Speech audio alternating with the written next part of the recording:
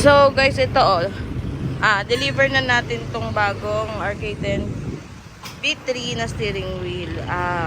Ang delivery nito sa Cubao lang, pero ipapaship siya sa Sorsogon. Actually, kausap ng agent natin yung may-ari nito, and talagang minsan ayaw na minsan namin i-accept dahil sobrang layo po. Dahil kung sa mga repair is gusto talaga namin kami ang nagre-repair pero kapag talagang gustong magpa-ship ng mga customer at willing silang kung may problem ang e-bike is sila na magpapa-repair doon, inaalaw naman na namin. Kasi syempre, ano ba naman tayo para tumanggi sa mga customer natin. Ayan, pero inassure namin si customer na kahit nasa probinsya siya or nasa Sorsogon yung gagamit, pwede pa rin nila kaming kontakin if ever magka-problem at video call kung ano yung mga pwedeng first aid nilang gawin para kung magka-problema yung e-bike. Sa mga parts naman po, pwede kaming magpa-ship through JNT sa kanila, tapos pwede nila po ipagawa sa mga technician na malapit doon sa kanila. Sa shipping natin po, ina-advise namin sa mga customer na hanap sila ng mga kakilala nila sa cargo o alam na mas murang pasabay kaysa kami yung magpapaship. Kasi actually po wala kami masyadong kilala sa mga cargo po na magde-deliver ng mga probinsya. So yung mga taga-probinsya, since at merong mga pamilya dito sa Marikina or sa Manila, alam nila na yung mga ibang cargo company na pwedeng pasabayan dahil nagpapadali din sila sa mga kamag-anak nila sa probinsya, much better po yun dahil alam na nila yung magiging process at kung paano sila makaka-discount. Kasi gusto rin po namin na hindi masyadong malaki yung gastusin. Kasi once na kami po ang nagpa-ship, kung saan lang po namin siya pwedeng ipa-ship, doon lang po siya. Medyo merong kamahalan talaga kapag direct at wala kang kakilala. Or hindi ka parang laging nagpapadala. Ayun. So, ito, dadalhin to ng Cubao doon sa kamag-anak. Then, ipapaship nila hanggang Sorsogon. Ayan, makakarating na ng Sorsogon ang ating bagong 4 wheels na na steering wheels. So, ayan, ang ganda ng kulay niya, mga ka-e-bike. Same yan sa pinakita kong video kanina. So, in-install na ni Justin yan ng battery. Kadalasan po kasi talaga hindi kami naglalagay ng battery sa mga e-bike, or kung gagamit kami ng battery para ilipat sa ibang shop yung mga e-bike is yung service battery namin. Lahat po ng mga bago naming e-bike is naka-sealed pa ang mga battery. Kasi syempre po, ayaw namin na malaspag yung battery at lumuma po. Ayan. So ito na-avail to ni customer sa discounted price natin, since mawawalan din siya ng warranty. Binibigyan pa rin po namin ng additional discount dahil hindi naman na kayang motorin yun ng ating technician.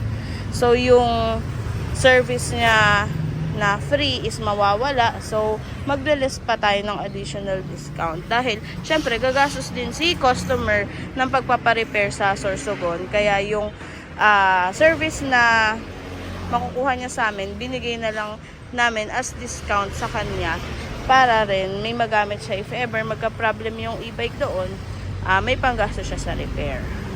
So, yun mga ka-e-bike, kung gusto nyo rin magpa-ship sa malalayo, basta okay kayo na kami magpa-book, gagawa namin ng paraan yan. Pero if ever, mas maganda po na kayo na yung magpa-book para kung meron man kayong mga kakilala o alam na mas mura na pwedeng ipa-book probinsya.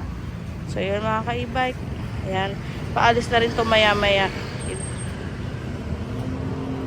So ayun, napakainit mga ka-e-bike. Ayan. Regarding po pala sa mga dents, katulad po nito, ayan, mga yan.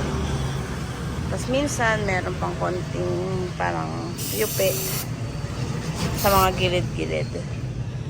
Regarding po dun, kasi sa shipment po nito from China is naka-disassemble po sila. Tapos, Pangalan niya, naka-disassemble. Then,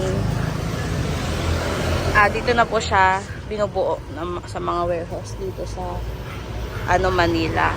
So, ngayon, ang ginagawa po natin dito ngayon is i-repaint namin siya. Ayan, nagpapatimpa po kami ng kulay para makuha yung tamang kulay doon sa e-bike na nagkaroon ng dents. Ayan.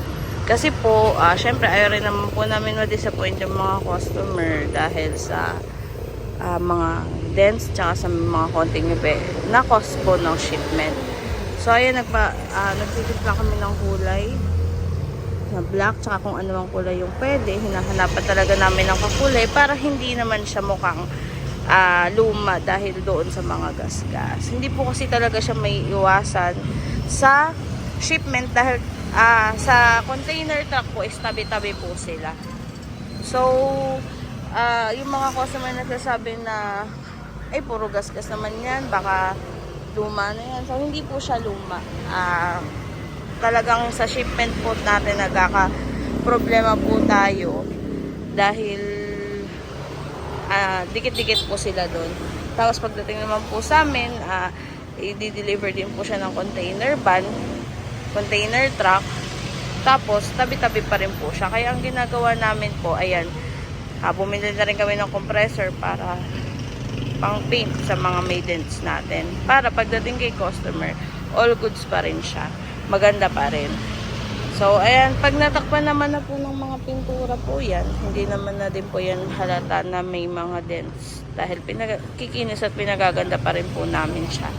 So, kung ipapaship nyo po to katulad sa Sorsogon, babalutan po namin to ng mga plastic. Tapos, re-remind na lang din po namin si customer na kung sino po yung kausap nila doon sa shipment is i-remind na pakiingatan, lagan ng karton kasi po para hindi po siya magasgasan ng madaming or mabasag po yung salamin niya, yung crown light niya. Ayan po, kasi hindi na po natin siya pwede i-disassemble dahil wala po mag-a-assemble sa Sorsogon. So, ipapadala po natin siya ng as-is na po siya. Ayan, nire-repaint na po ni Christian yung mga may dents po. Para all goods pa rin po ang kanyang itsura pagdating sa Sorsogon. Maging happy si customer. Ayan, napakakinis na po niya. Nilinis na po yan. Tapos pininturahan na po yung mga konting gas-gas po niya ng cost po ng shipment. Ayan. So, yun lang mga ka-e-bike. Kung meron kayong mga inquiry, message lang po kayo sa ating page. At visit lang po kayo sa ating mga stores. Kung meron po kayong mga gusto pang malaman, so, ayun nasa description box po yung ating page at ang ating mga store. So, yun ang mga ka-e-bike. Aalis na to, papuntang Cubao at ipapaship lang papuntang Sorsogon. Yun lang, bye!